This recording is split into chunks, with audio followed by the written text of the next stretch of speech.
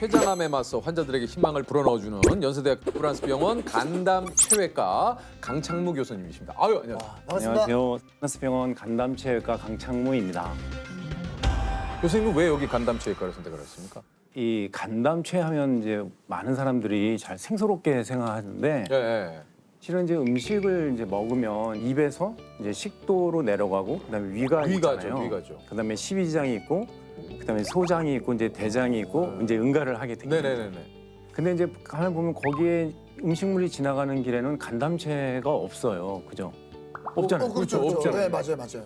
지금 보면 제가 음식물이 내려가는 길이면 조세호 씨가 간이 되는 거죠.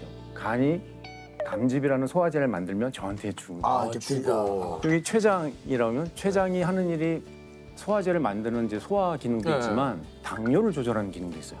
특수한 기능을 하는데 그래서 이제 음식물을 먹으면 이렇게 소화가 돼서 이렇게 되는 그런 장기가 되는 거죠. 특히 저 이제 췌장외과를 이제 주로 많이 하는데 그 중에서도 췌장이라는 게 음식물이 곧장 지나가는 길은 아니지만 음식물 소화를 도와주는 장기잖아요. 네. 그래서 그런 장기처럼 또 누군가의 많은 도움을 더 주지 않을까 이런 생각에 그 어린 마음에 췌장외과를 한번 시도를 했던 것 같아요. 요게 좀 초기 진단이 상당히 그러니까요. 어렵다고 얘기 네네네. 들었거든요.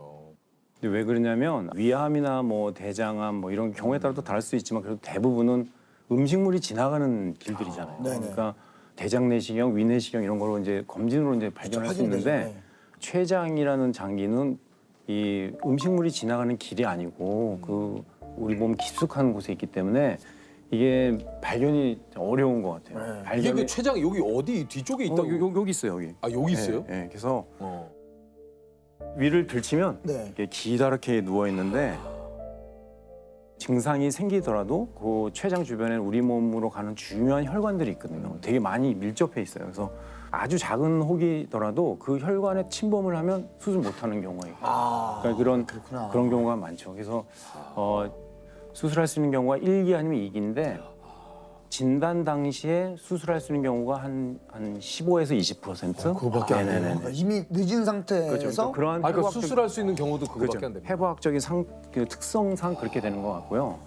그다음에 수술하지 못하는 경우가 이제 3, 4기 이런 경우가 이제 대부분을 차지하게 되는 그런 이게 좀 생존율도 굉장히 좀 낮다고 얘기를 들었는데 맞습니까? 세계적으로 아직 해결되지 못한 암 중에 하나고 그리고 또 췌장이 이렇게 되게 물컹물컹하고 잘 꼬매도 잘 안 나요.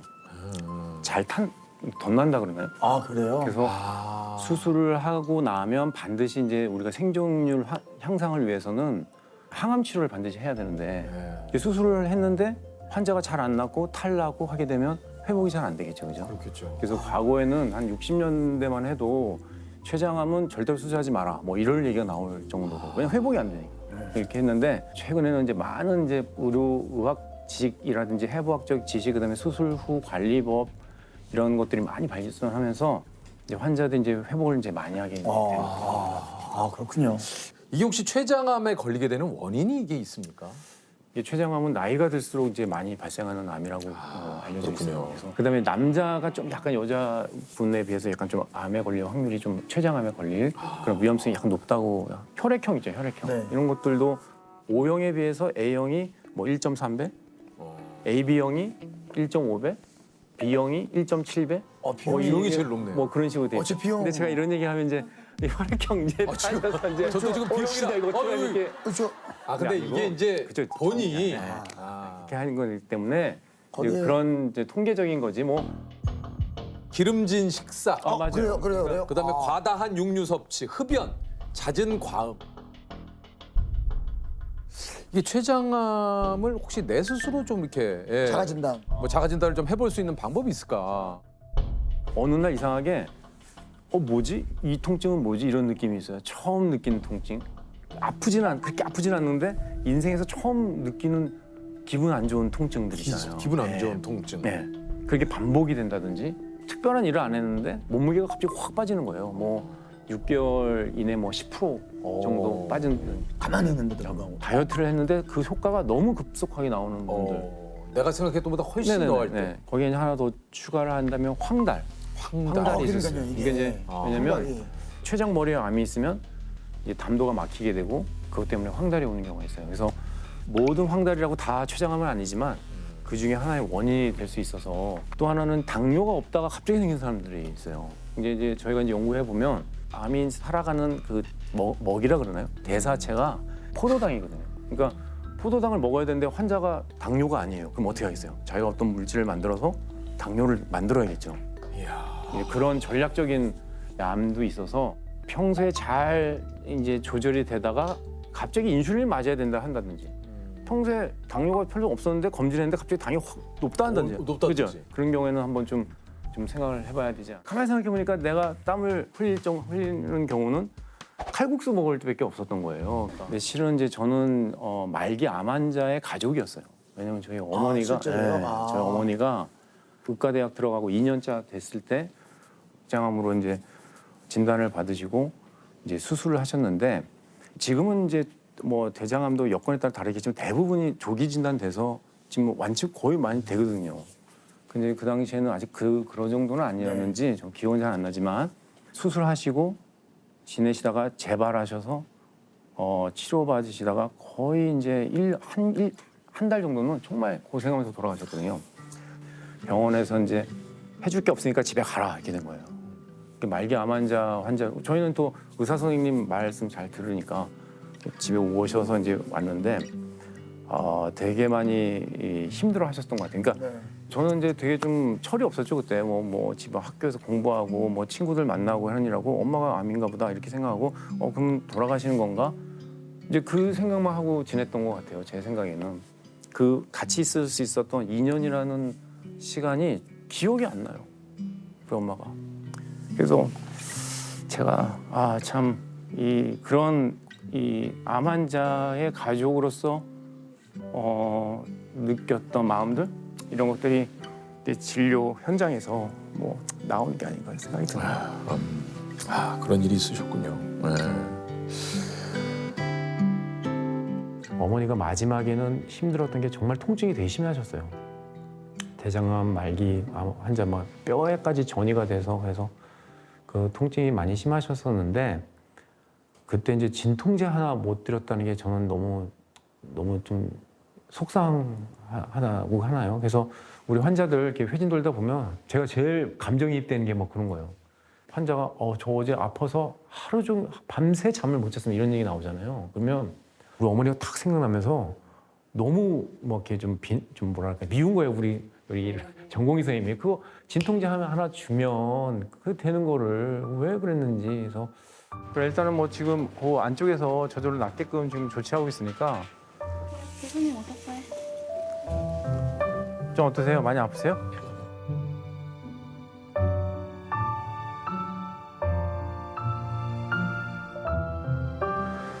그 당시 우리 뭐 배운 게 없었으니까 의과대학 뭐 2학년 예과 2학년이 뭐 아는 게 그렇게 많지는 않으니까 그래서 이제 뭐 자료를 찾아보고 해보면 예후가 별로 안 좋고 결국 죽음을 생각하게 되더라고 사람은 가장 안 좋은 상황을 생각하게 되는 거예요. 그때부터 이제 우리 어머니는 죽으신 분이 된 거예요. 바보처럼.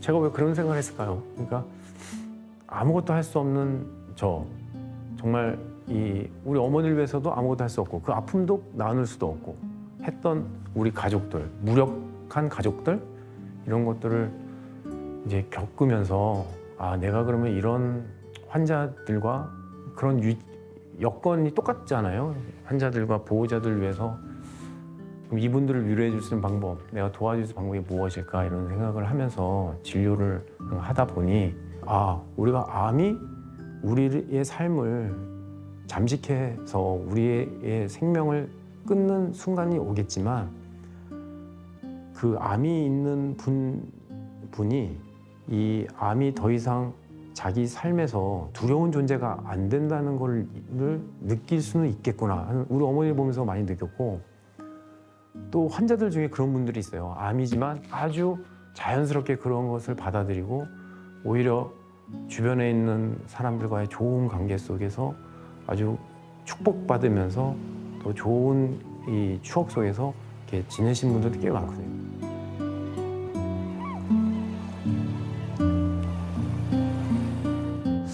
이게 내 생각이 아예 틀린 건 아니겠구나. 이런 것들은 실은 교과서에는 없는 내용이잖아요. 우리 어머니가 저한테 가르쳐준 교훈이라고 저는 생각을 하고 있어요. 그래서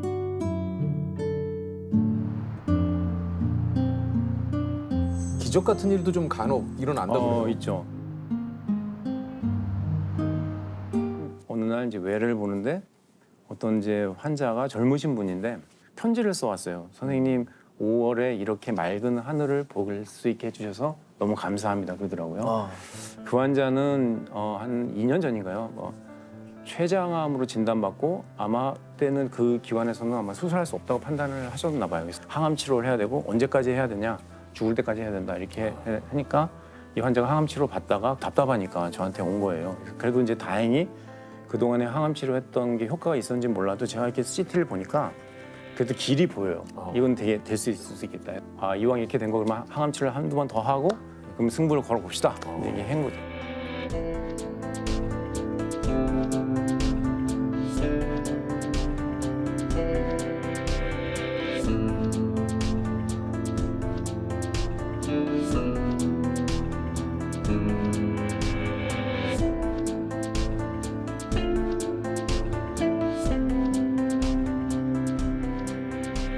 다행히 이제 그 환자는 이제 완전한 절제가 됐고 지금 잘 회복해서 항암 치료를 받고 살고 계신 분이 있고요. 지금까지 이게 발전해온 모습들이 있잖아요. 그건 절대로 무시를 못하거든요. 그래서 그 중에 하나가 과거에는 이제 개복을 해서 수술했잖아요. 그러니까 뭐 이렇게 크게 째서 예, 예. 그래서 했는데 최근에는 그 어려운 수술도 이제 개복하지 않고 복강경이나 이제 로봇을 이용해서 구멍 좀 몇 개만 뚫어가지고 이렇게 수술을 하고 회복을 하기 때문에 환자들이 훨씬 더 이제 좀 잘 치료의 순응도가 높아지는 것 같고 회복도 좀 빠르고. 네네네 그렇게 예. 되고 신기하게도 마취를 하고 깼는데 자기 몸에 상처가 별로 없는 거예요. 그때 이제 제가 느끼는 느낌은 환자들이 나 이거 살 수 있는 거 아닌가? 이런 좀 희망의 메시지를 주는 수술 아닌가 저는 그런 생각을 들어요.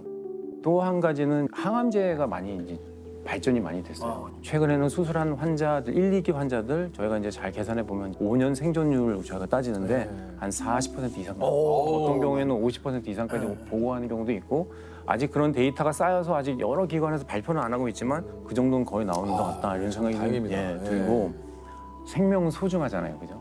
한 사람을 위해서 우리가 구조대를 특파할 정도인데 네네. 좋은 면들, 이게 발전한 면들 이제 말씀드리고 같이 가자, 치료해 보자 이런 얘기를 하죠. 절대 포기할 수 없는 거죠.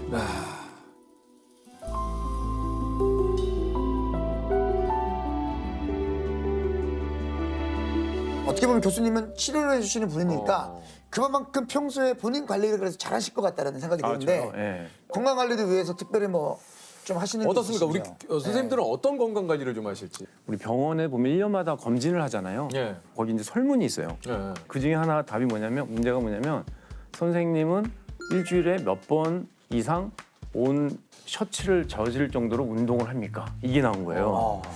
근데 제가 보니까 답을 써야 되는데 뭐 답을 못 쓰고 있는 거예요. 가만히 생각해 보니까 내가 땀을 흘리는 경우는 칼국수 먹을 때밖에 없었던 거예요. 그래서 야 이거 안 된다 해서 그때부터 운동을 좀 해야겠다 했는데 병원에 뒤에 보면 이렇게 산이 아주 좋은 산이 있어요. 수술 끝나고 진료실 가기 전에 산을 많이 이용해서 좀 운동을 좀 하려고 하고 집에서 이렇게 땀내는 자전거 이런 거 하고 저희가 이제 복강경 수술을 하면 구멍 뚫어서 이렇게 나무젓가락 같은 기구를 넣어서 이러고 계속 수술하거든요. 여기 어깨가 되게 안 좋아요. 아, 이게 계속- 힘이 있어야 돼요. 턱걸이 같은 거 이제 집에 하나 네네. 해서 요즘에 지금 하고 있고요.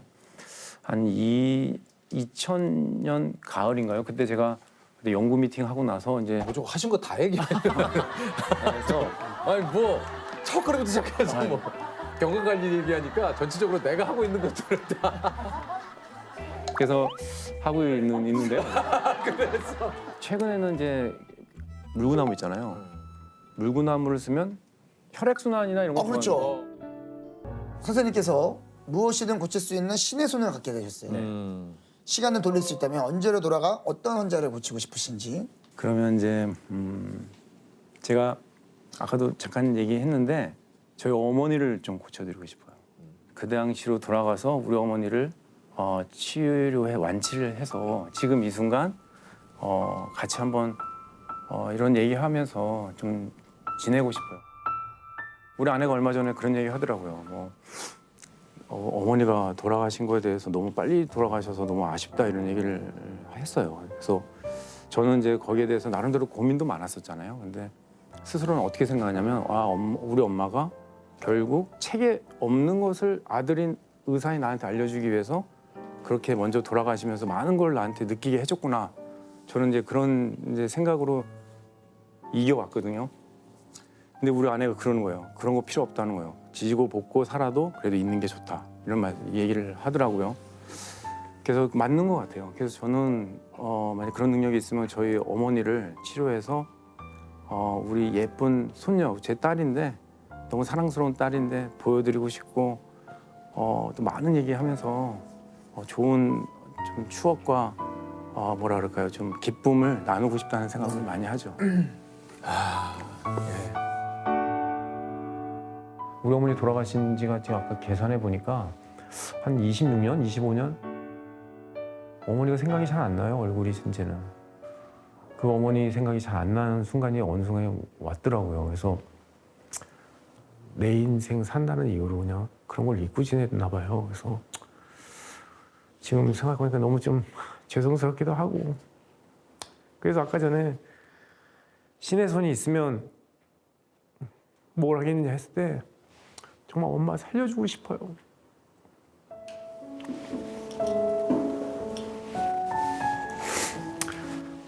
제가 이게